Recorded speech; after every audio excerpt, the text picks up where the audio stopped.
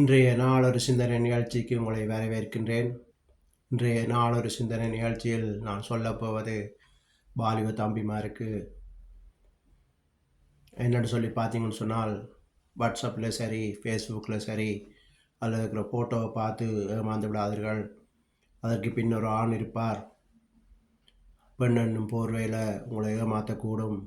குறிப்பாக வெளிநாட்டில் இருக்கிற ஆண்கள் ஏமாந்து விடாதீர்கள். ஏமாந்து பணத்தை அனுப்பி விடாதீர்கள்.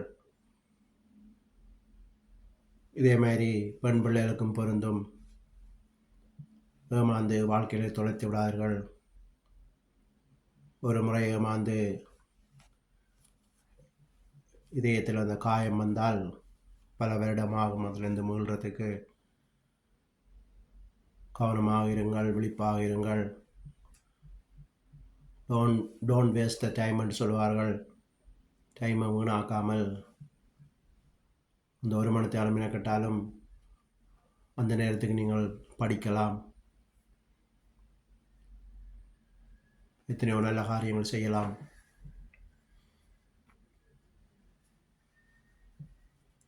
வாழ்க்கை என்பது சந்தோஷமாக வாழ்வதற்கு